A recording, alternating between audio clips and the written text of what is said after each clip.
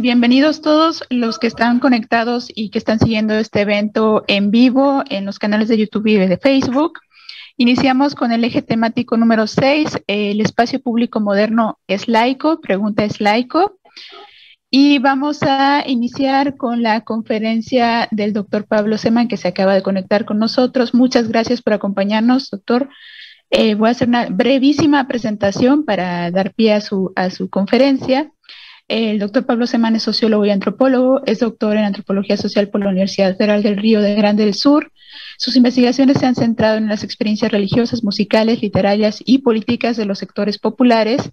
Entre sus libros cabe mencionar El Bajo Continuo, exploraciones descentradas sobre cultura popular y masiva, religiosidad popular, creencias y vida cotidiana, así como Gestionar, Mezclar, Habitar, claves de los emprendimientos musicales independientes, en coautoría con Guadalupe Gallo.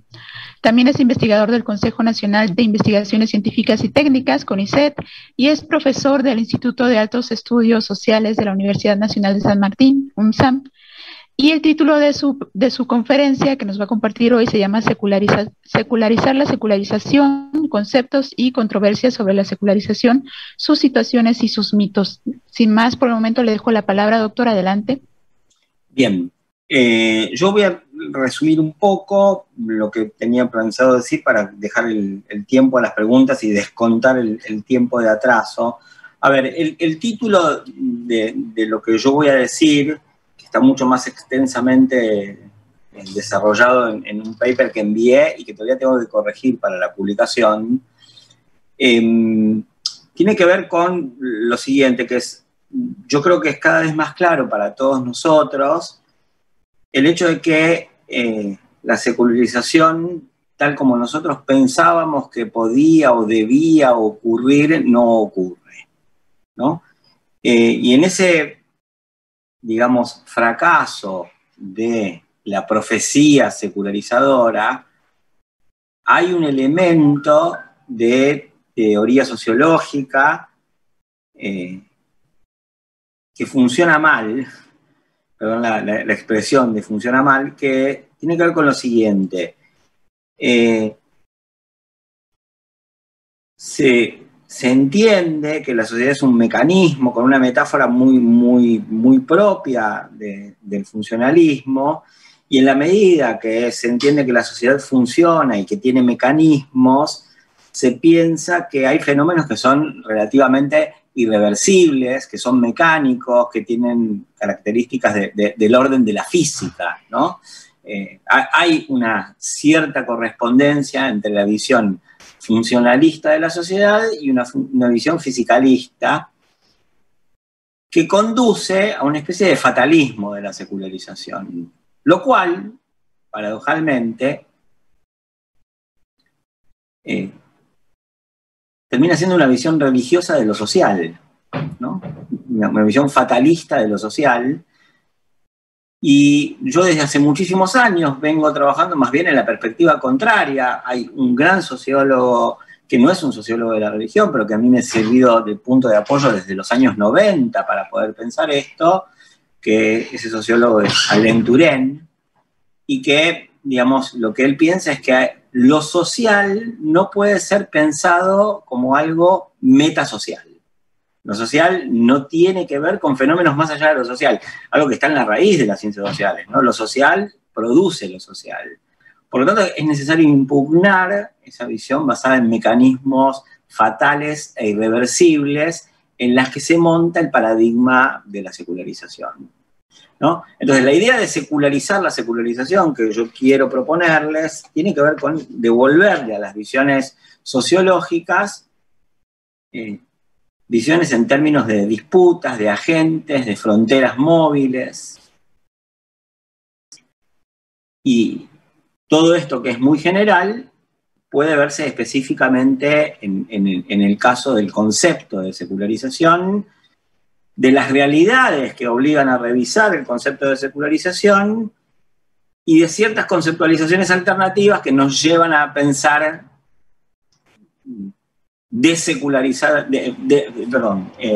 secularizadamente la secularización, que nos llevan a pensar sociológicamente la secularización, con una visión propiamente sociológica, que es un poco en lo que consiste mi propuesta. Quiero aclarar que esta propuesta que yo les hago no es una propuesta absolutamente original. Estoy recogiendo el aporte de los últimos 30 años de investigación de una serie importantísima de colegas en la contribución que yo envié escrita y que me voy a resumir ahora. Está más bien integrado ese aporte, y en todo caso tal vez yo pueda hacer una contribución a ese panorama general desde el punto de vista de un trabajo más específico mío, que ha sido el trabajo sobre la religiosidad de los sectores populares. Bien. Lo primero, para ponernos de acuerdo y para tener una referencia en común, cuando yo hablo de secularización, me refiero a una idea que ha sintetizado un autor que es Janen, que sintetiza retrospectivamente aquello que uno podría llamar paradigma de la secularización, y que tiene que ver con una especie de afirmación prospectiva que hubo en las ciencias sociales, insisto, muy derivadas esas ciencias sociales de la perspectiva funcionalista, donde los procesos de complejización y diferenciación social llevarían a la irrelevancia relativa de las religiones a través de distintas vías, ¿no? Habría menos religión en la sociedad, la religión además estaría específicamente acotado a ciertos dominios, la interioridad individual, y eso, digamos, se corresponde además con el desarrollo del individuo y del ciudadano, pero aparte habría menos religión en la religión, en tanto la religión está concebida como casi como sobre la base de la distinción magia-religión, habría una pérdida de referencias mágicas en las religiones que se transformarían en conjuntos de referencias morales. Entonces habría menos religión en el mundo, pero también menos religión en la religión, entendiendo en este caso por religión medios encantados o mágicos, que es una muy mala manera de decir encantados. En ese contexto, y quizás para vincularlo al eje temático del día, yo quiero agregar que la laicidad es como el capítulo político y estatal de la secularización, ¿no? Y esa profecía también abarcaba esa afirmación prospectiva, que la llamo profecía para destacar, digamos, que eso es lo que hay que secularizar, afirmaba también un proceso de nítida separación de la religión y la política, de la religión y el Estado, la laicidad bajo la idea de Estado libre de religión y religión libre de Estado, ¿no? En principio yo quiero citar por lo menos dos tipos de relativizaciones que ocurren respecto de esta profecía sobre la secularización en relación al paradigma de la secularización. La primera es que, viendo distintos casos en que la secularización no funcionó, después yo voy a tomar los casos más específicamente, pero viendo los distintos casos, es que los autores han encontrado matices sobre la secularización y la laicidad, y entonces llegan a proponer algo así como 6 modelos distintos de laicidad, ¿no? La laicidad clásica de separación del Estado y la religión, la laicidad autoritaria que implica al Estado que se separa radicalmente de las religiones en un movimiento, digamos, abrupto, la laicidad anticlerical, que no es específicamente la laicidad autoritaria, tuvo que ver en parte con movimientos autoritarios. Hubo formas de laicidad que destacaron la autonomía de cada ciudadano, la libertad de conciencia.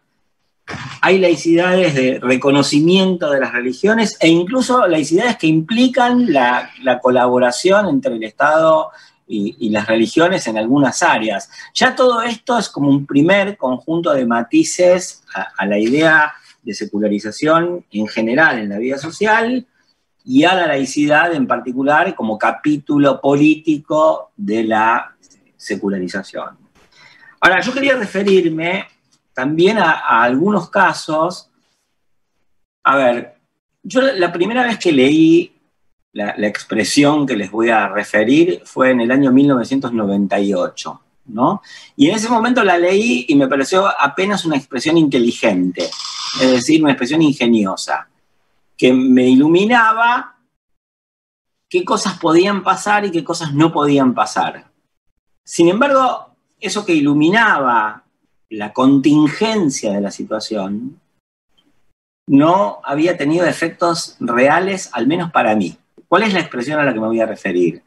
La expresión es irreversibilidad de la secularización, ¿no? Y había autores que discutían la irreversibilidad de la secularización, es decir, ya no si se cumplía o no se cumplía, si se cumplía más o menos, si se daban casos mixtos, matizados, como estos 6 casos de laicidad a los que yo me referí, sino más efectiva, más plenamente a fenómenos de reversión de la secularización. Hubo secularización y dejó de haberla, ¿no?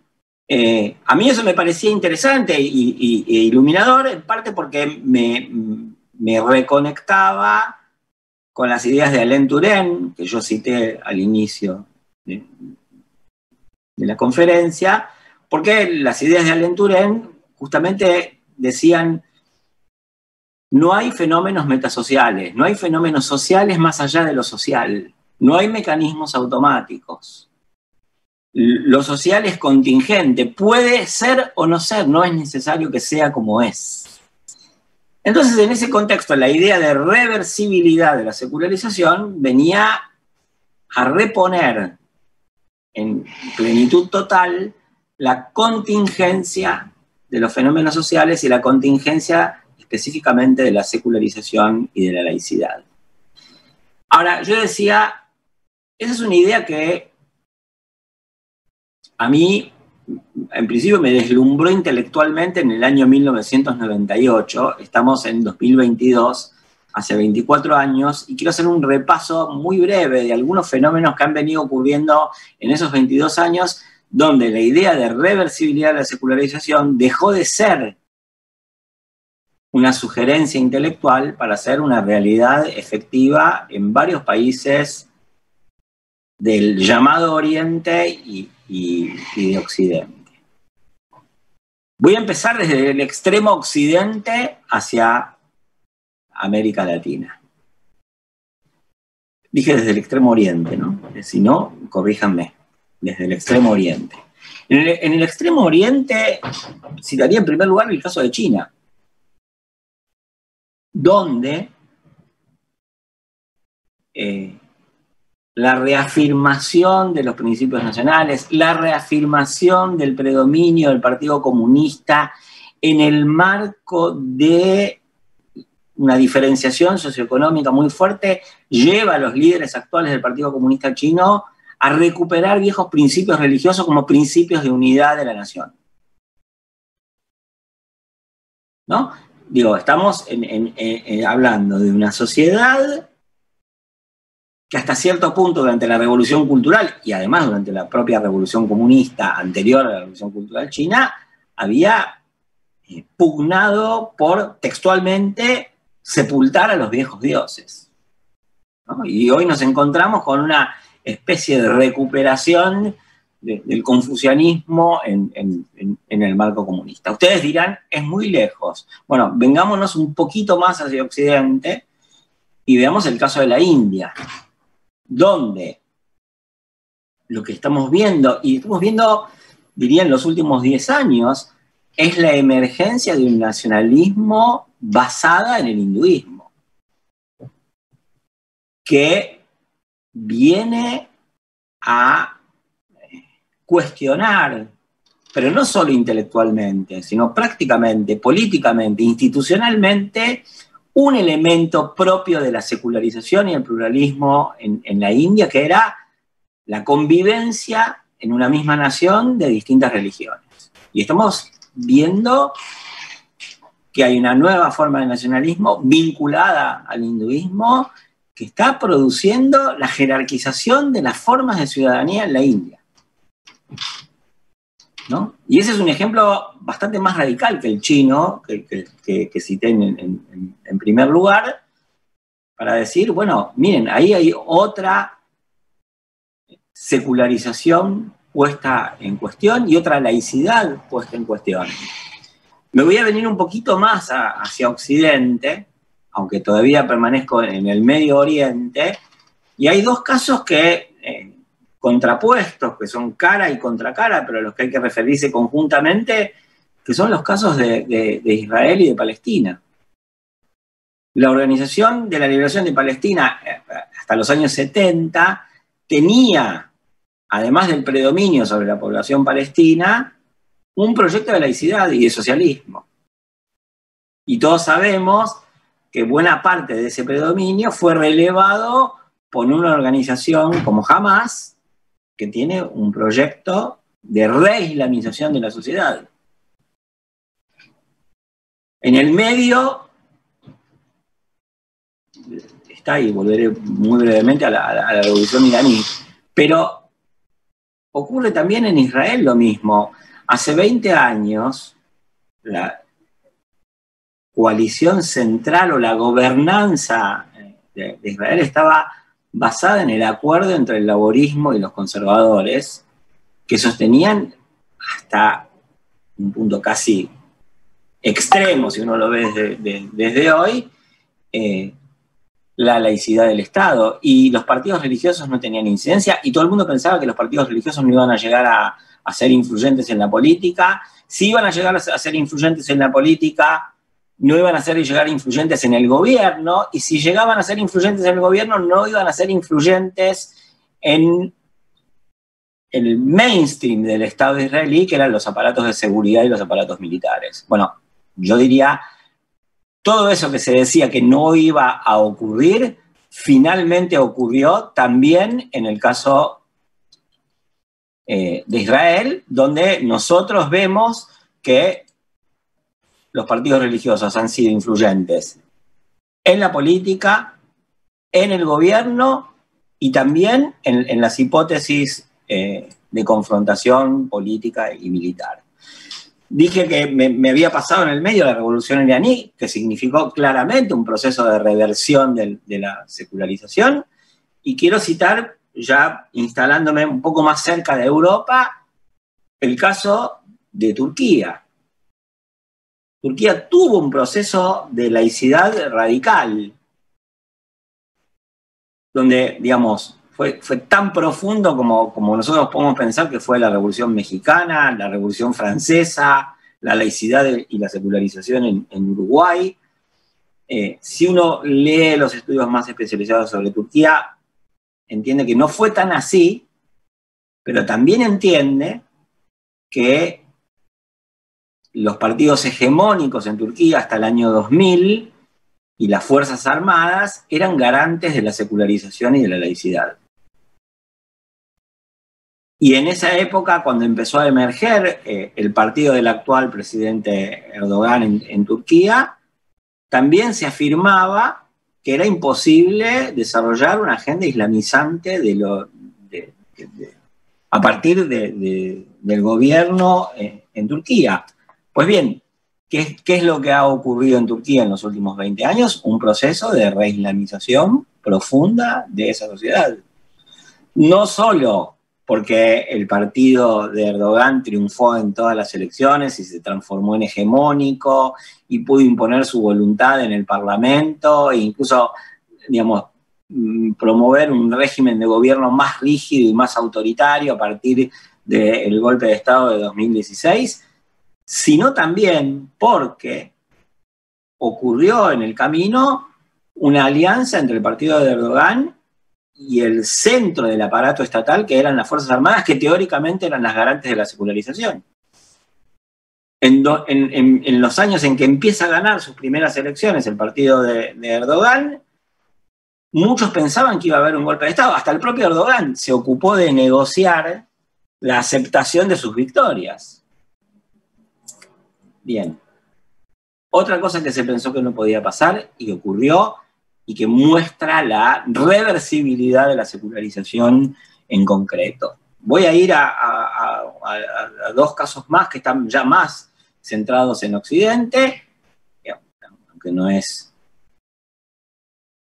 el centro de Occidente, pero los casos de Hungría y Polonia también muestran un corrimiento y una transformación de las fronteras entre política y religión a partir de otros elementos, no solo de los religiosos, sino de un antipluralismo cultural en general, del anticomunismo residual o del anticomunismo reactivado. El anticomunismo fue más activo a partir de los 2005, 6, 7 en adelante que lo que había sido en los inicios de los 90, cuando cae el muro de Berlín.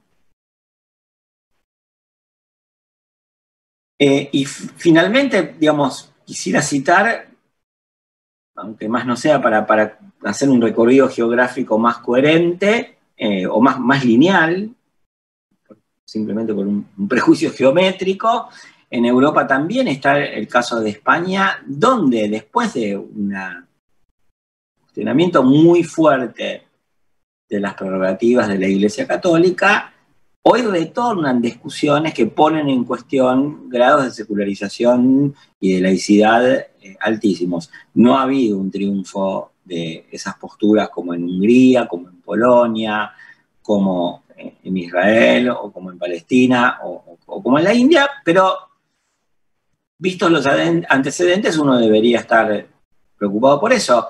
Y efectivamente, yo diría uno podría estar preocupado por eso, porque ya viniendo mucho más acá, viniendo a América Latina, tenemos un caso paradigmático que es el caso de Brasil. El caso paradigmático de Brasil es, Brasil, por un lado, tiene leyes promotoras de una extrema secularización y de una extrema laicidad, no la más extrema de todas, pero en diálogo con la legislación francesa. Además, tuvo uno de los procesos de heterogeneización cultural más fuertes de América Latina, donde primero hubo, aunque muy localizadamente, expresiones del feminismo cuestionando la moralidad católica, expresiones de los movimientos de defensa de los derechos de todas las diversidades sexuales. Fue en Brasil. La propia izquierda, muchísimo antes que la izquierda, que el resto de la izquierda de América Latina, abrazó una agenda de diversidad de género. Se pusieron en discusión, quizás México fue tan avanzado como Brasil en ese caso, con la discusión del aborto, que en Argentina se instauró, pero llegó mucho más tarde esa discusión.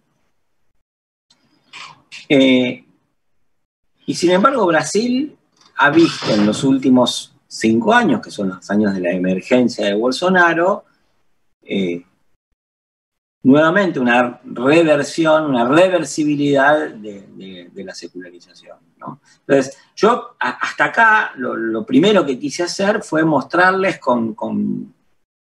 creo yo, con contundencia, el hecho de que en distintos países del mundo, no solo de América Latina, la secularización no solamente es reversible como ejercicio intelectual, sino es reversible como realidad política y sociológica, y quise poner de manifiesto, a través de ejemplos, el hecho de que todo lo que acontece con el proceso de secularización es un proceso de disputa, un proceso que implica concebir a la sociedad más allá de la idea de mecanismos, de fatalismos, de irreversibilidades.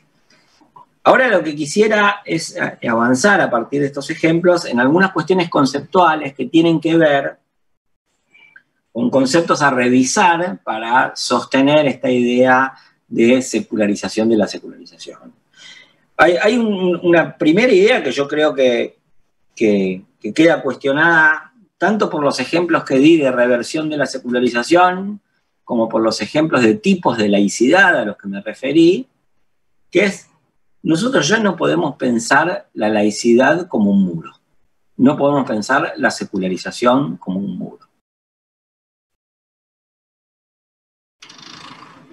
Si es un muro lleno de perforaciones, es un muro poroso, es un muro que permite intercambios, pasajes con canales, pero la verdad es que ni siquiera es un muro agujereado, eso es otro tipo de realidad.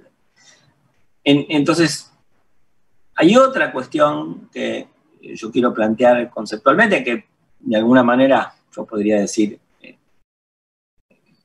es una palabrita que yo he elaborado a la luz de lo que dice Alain Touraine, que es la laicidad y la secularización fueron concebidas como un muro a partir de presupuestos que yo llamaría modernocéntricos, ¿no? La versión que estamos cuestionando de la secularización y de la laicidad es una versión modernocéntrica que se ampara en una realidad histórica que uno no puede desconocer, pero que sí tiene que relativizar, que es los procesos secularizadores que existieron, aunque no se cumplieron hasta el fin ni como se pensaba que se iban a cumplir, fueron procesos, digamos,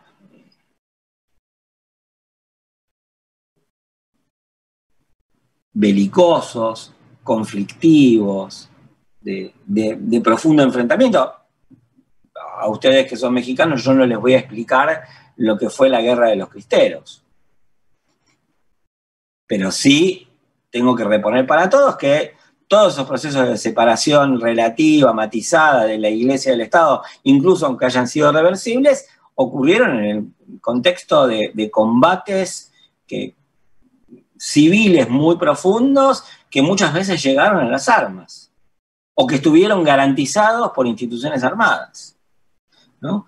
Entonces, el modernocentrismo relativamente unilateral, con el cual nosotros percibimos la secularización y la laicidad como un muro, es hijo de estas causas.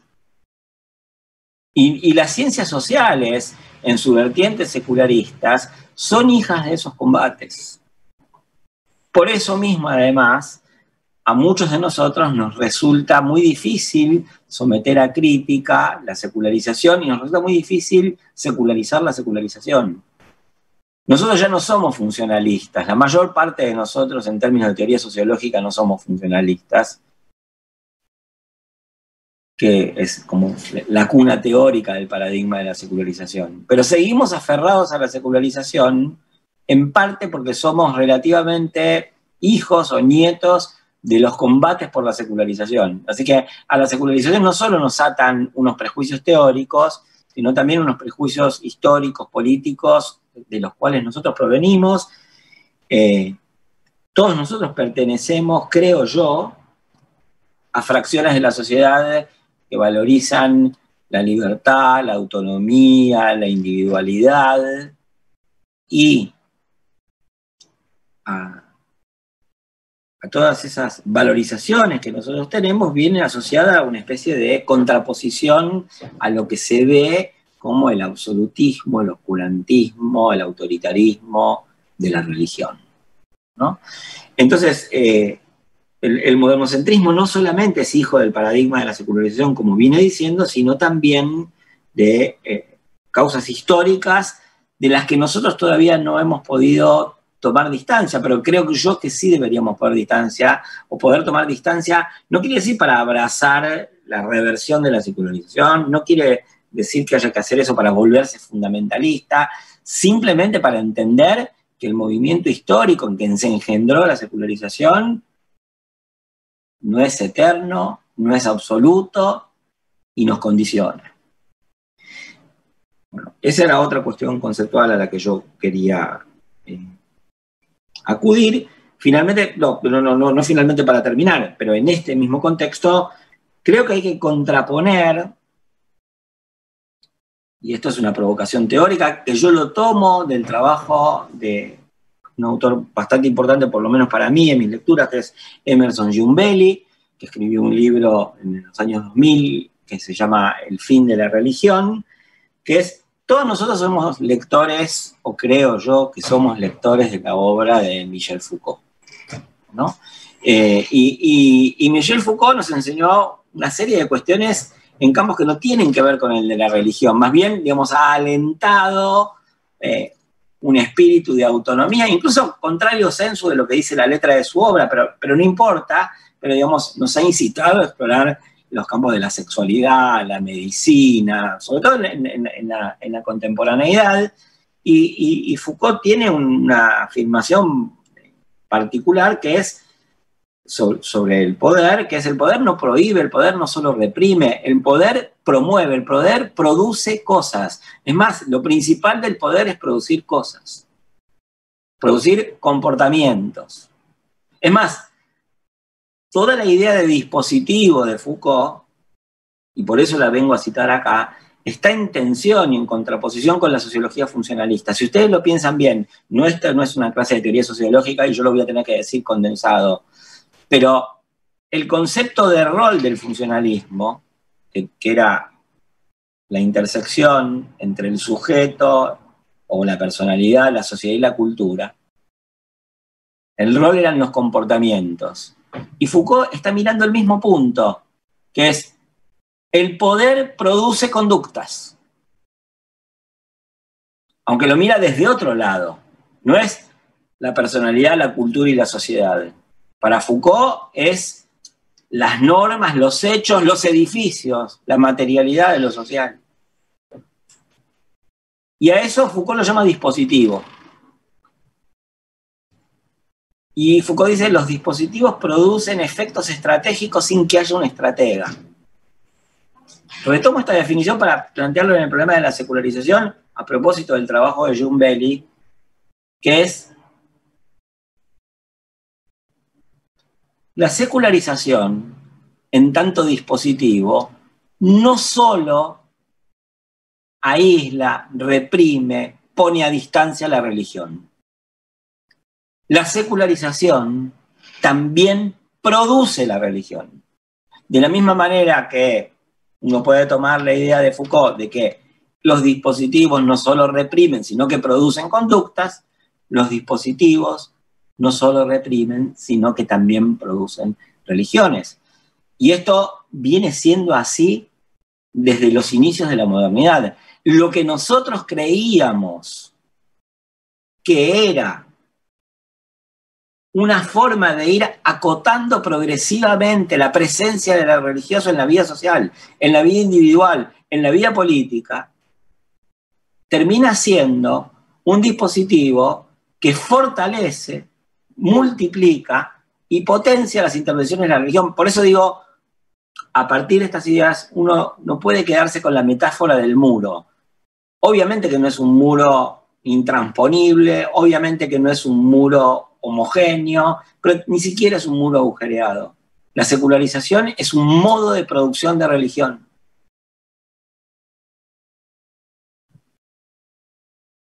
Y esto es lo más opuesto que hay a ese punto de vista funcionalista, o que yo llamé funcionalista. En este contexto hay otro elemento conceptual que nosotros también tenemos que ver y que se nos hace más visible justamente a partir de la idea de dispositivo como productor de religión y no inhibidor de religión, que es que la religión es una categoría social, no es una categoría analítica, objetiva, que dé cuenta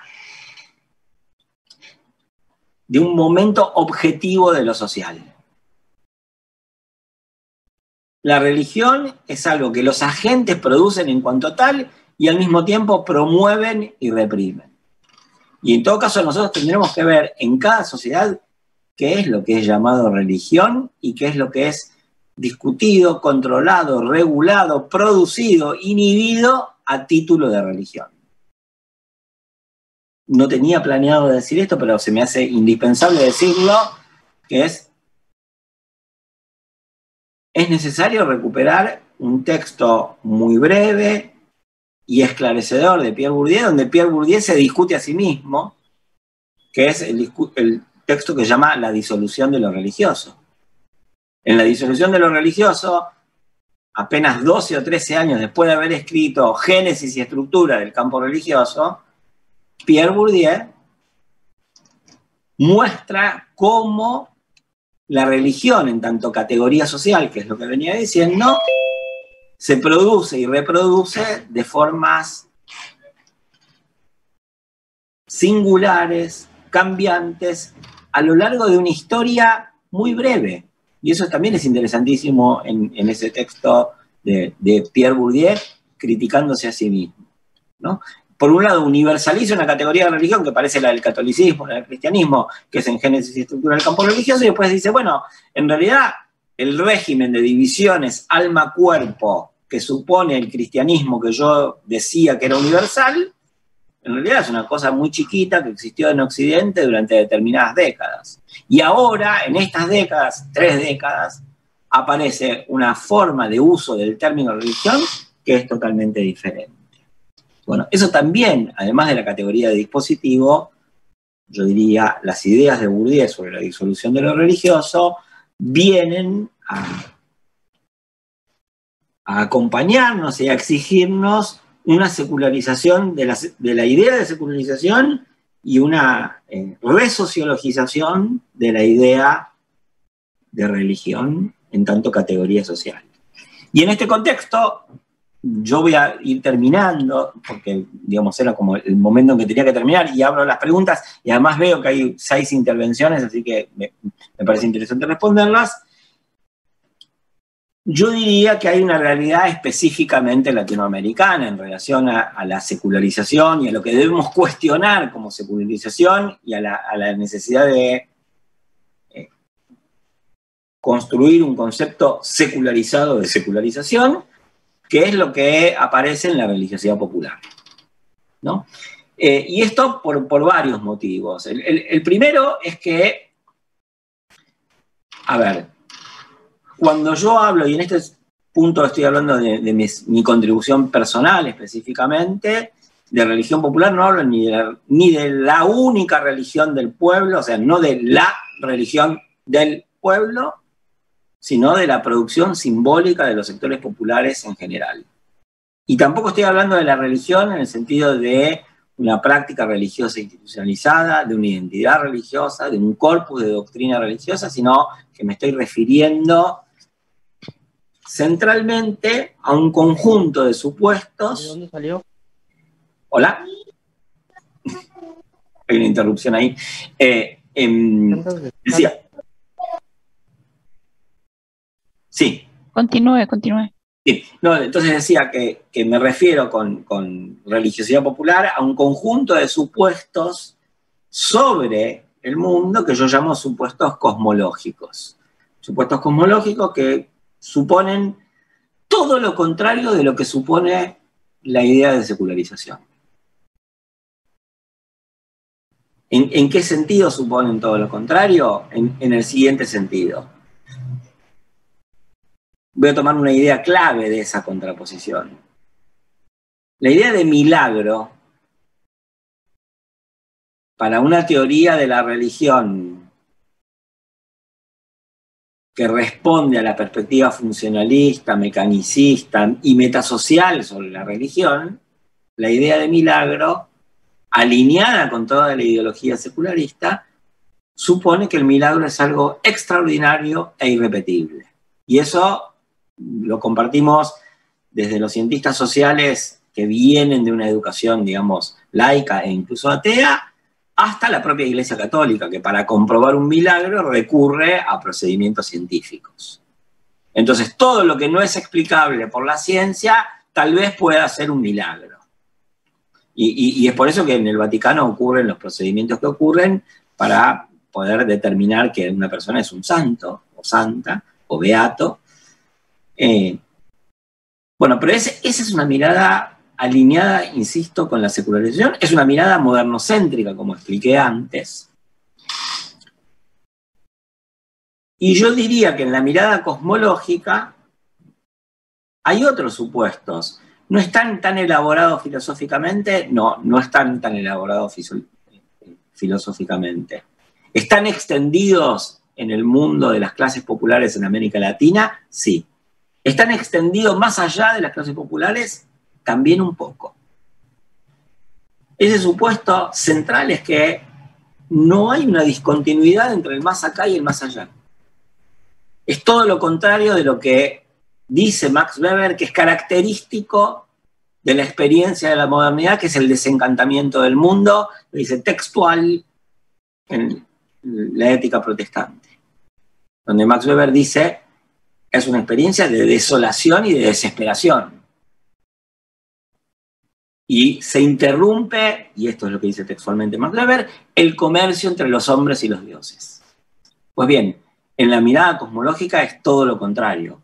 El comercio, entre comillas, entre los hombres y los dioses no está interrumpido porque no hay un más acá ni hay un más allá. Lo que hay es una continuidad en una jerarquía de seres diferenciados y complementarios. Esta idea de cosmología, que yo la veo asentada fuertemente en los estudios populares, ha servido en otras ocasiones. Pueden leerlo en textos que escribió últimamente, por ejemplo, Alejandro Frigerio, donde, digamos, se intenta redefinir la religión a la luz de ideas que critican el alineamiento de las ciencias sociales con la modernidad, que critican la naturalización de la separación entre el más acá y el más allá. Pero yo quiero decir, ya para ir finalizando, que esto que acabo de traer a colación sobre la religiosidad popular, sobre el carácter cosmológico de la religiosidad popular, sobre la existencia de otros supuestos sobre el mundo en una parte muy extendida de la población, es particularmente relevante para la secularización en América Latina, porque la población que sostiene supuestos cosmológicos es, yo diría, demográficamente, si no mayoritaria, casi mayoritaria, y probablemente lo sea mayoritaria. Entonces, si uno piensa que la sociedad y las divisiones entre religión y sociedad la producen los agentes que viven en esa sociedad, en el caso específico de América Latina, el peso de una visión cosmológica es determinante para lo que se percibe, y debería ser llamado de otra manera, como una secularización incompleta. Así que hasta acá, y voy terminando, lo que he tratado de transmitirles es una serie de conceptos que vienen de diferentes tradiciones, de diferentes experiencias, de distintos análisis históricos y sociológicos, que ayudan a pensar la secularización como un fenómeno que debe ser pensado no bajo el régimen de la fatalidad, el régimen de la necesidad, sino bajo el régimen de la contingencia, de la acción social, y de que la acción social puede tener supuestos muy contrarios a los de la secularización, como los que están presentes en la perspectiva cosmológica. Bueno, con eso termino, y les pido nuevamente disculpas por la demora en el inicio. Yo espero que no hayamos tenido ninguna interrupción de la transmisión. En un momento estaba tan comprometido con lo que decía que no supe si se cortó o no. No, no se cortó en ningún momento, no se preocupe, doctor. Muchísimas gracias. De hecho, tenemos unos poquitos minutos para intervenir con las preguntas. Yo había preparado algunos comentarios, pero voy a hablar muy poco, justo para dar espacio a las preguntas que están ahorita ya en comentario y que también nos van a hacer alguien más. Entre eso, yo solo quiero hacer una pregunta dentro de lo que nos mandó y que expuso ahorita doctor Pablo, y es justo derivado de lo que planteaba de esta autorreflexión de lo que hacen los científicos sociales, y sobre todo desde la antropología, lo pienso desde la antropología de la religión, en esas manifestaciones populares que mencionó al final, podríamos pensarlo también como lo han planteado desde el giro ontológico algunos investigadores, como se tiene que observar, se tiene que voltear a ver otras epistemologías, otras formas de ver el mundo y desde ahí plantearse nuevas preguntas, no solo de lo religioso, me imagino como más ampliamente desde una cosmogonía, o sea, un universo de significaciones de los entes, de las interacciones que hay entre los hombres y los animales y muchísimas otras, las montañas, objetos, cualquier otra cosa. ¿Qué nos podría comentar al respecto? Su opinión, sobre todo. Y doy paso a las preguntas. Una pregunta que hace a Amir García Villalpando dice, ¿qué tanto esas agendas han sido más una cuestión global desde la ONU que porque aún gobiernos de izquierda o derecha ponen todos, etcétera, más es una cuestión local? Eso es lo que dice, bueno, es lo que escribió. Luego continúa. Entonces, ¿la secularización no es un avance social? Sí, y hay una pregunta de Andrea Mesa que ella quiere hacer una pregunta Sí. Doy paso para la pregunta de Andrea. Y que la escriba y retomo primero tu comentario. Ah, bueno, que la escriba, sí. A ver, a mí me parece clave el comentario que acabas de hacer.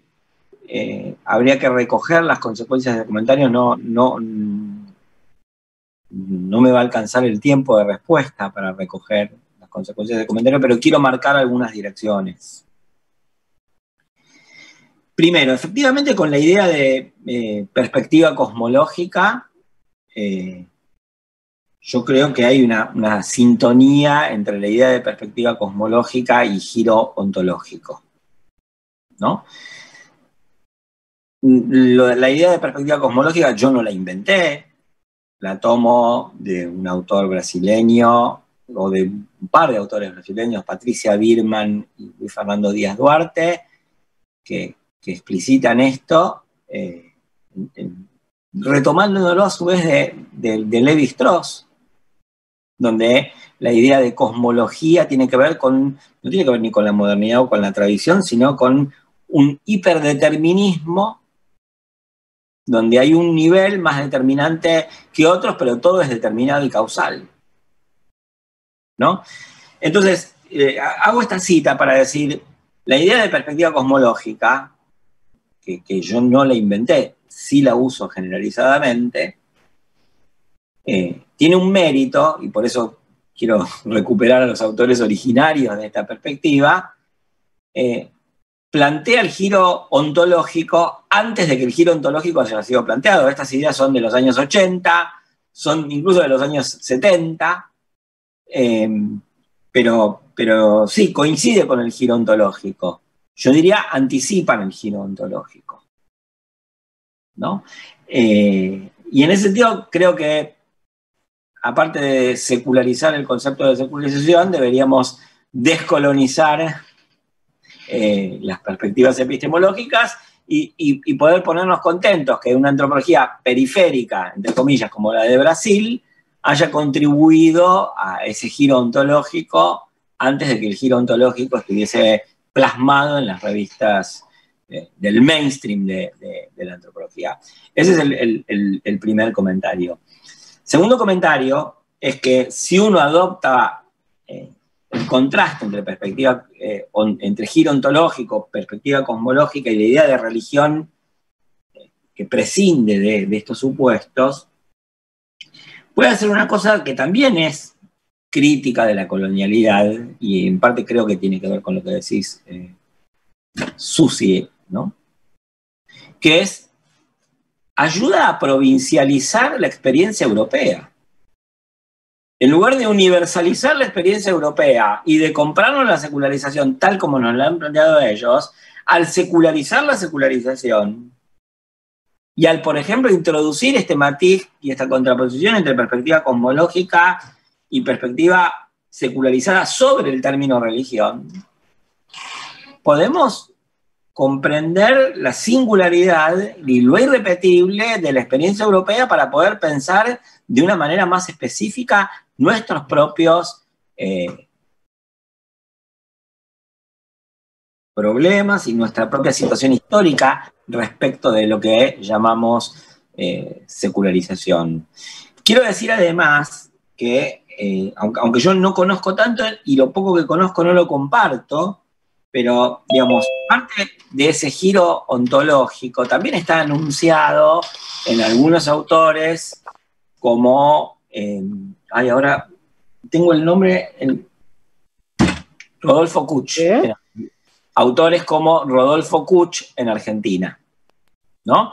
Y una serie de autores latinoamericanos que previos a Dussel, tal como lo nombra Andrea Mesa, y ahí entro en la respuesta a lo que dice Andrea, también plantearon esa perspectiva cosmológica y un cuestionamiento a la discontinuidad entre el más acá y el más allá, que es propio de la experiencia europea.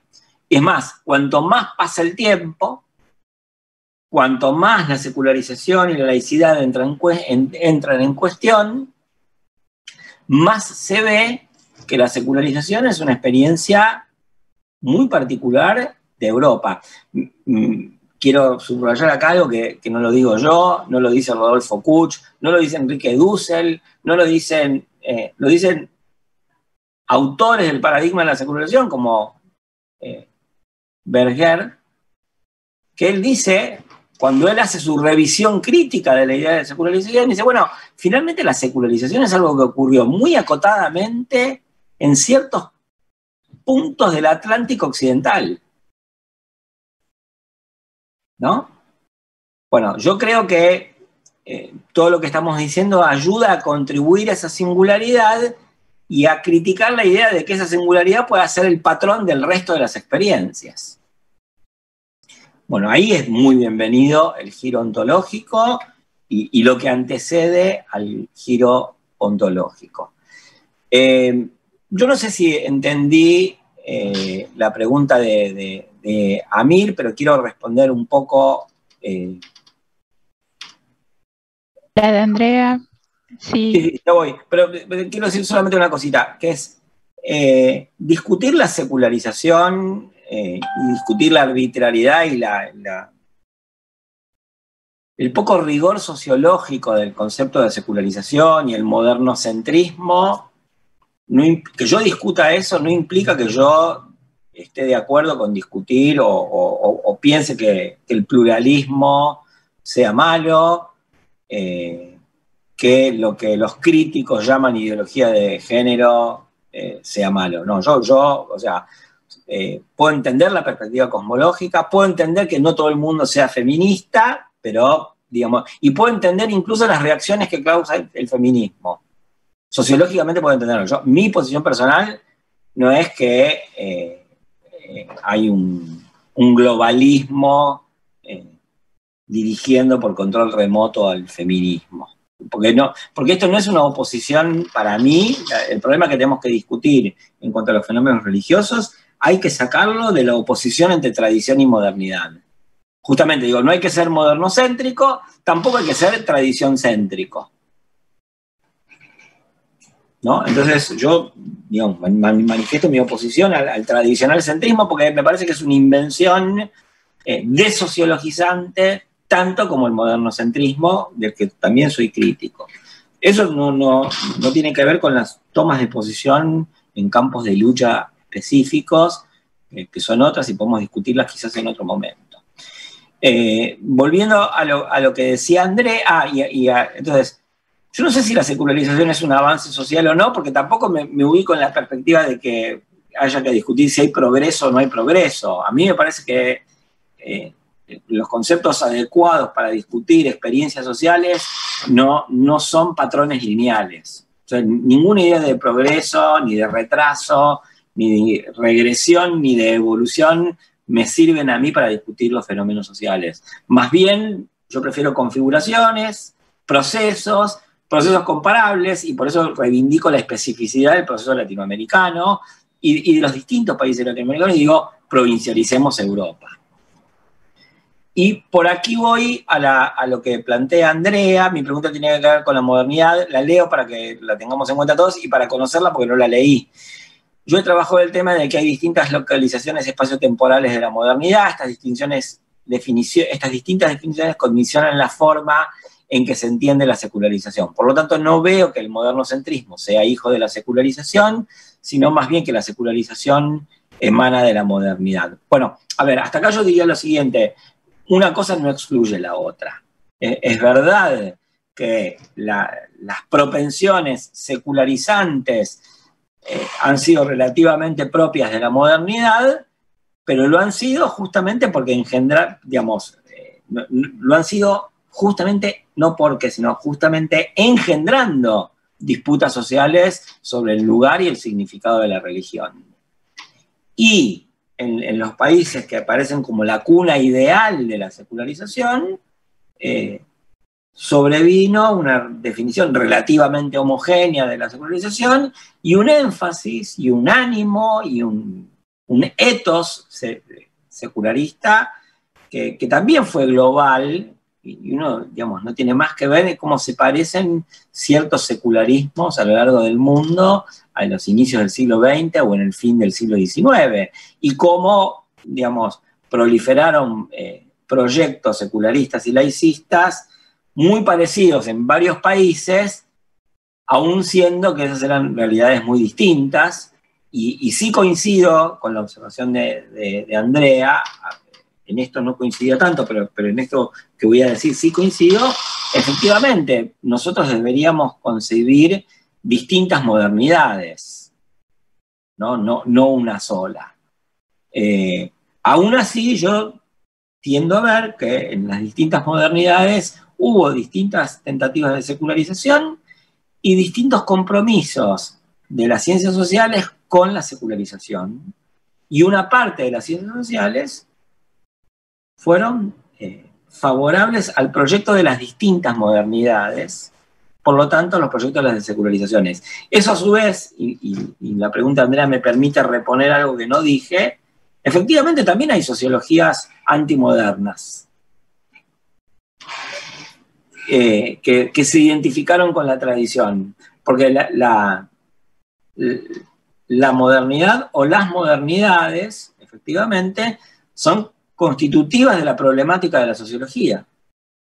Así como la antropología se constituye sobre la base de la problemática de la diferencia, la sociología está atravesada por el debate sobre la modernidad, y las posiciones en el debate sobre la modernidad no son las mismas. Por un lado está la pluralización de las modernidades, que es parte de la crítica a la colonialidad, creo yo, y por el otro lado hay una parte de las sociologías que fue más bien pro-moderna, filomoderna, y hay otra parte de las ciencias sociales que no, y son autores importantísimos de las ciencias sociales. Digamos, Durkheim en el siglo XX, pero en los antecedentes de la sociología, en Le Play o Numa Dionisio Fustel de Coulanges, que fue maestro de algunos de los grandes sociólogos del siglo XX, hay una identificación con la tradición que yo no me he ocupado de criticar, pero que uno podría criticar.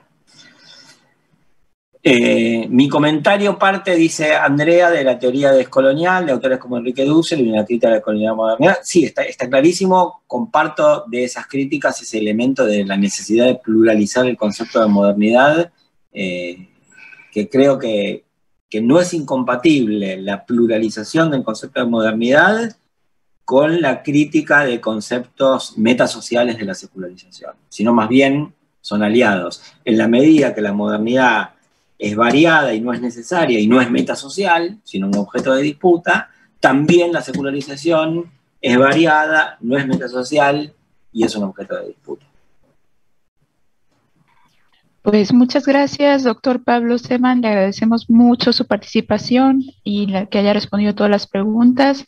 Doy paso a la colega Luis Rodríguez, para que ella siga con la mesa. Muchas gracias. Bueno, gracias.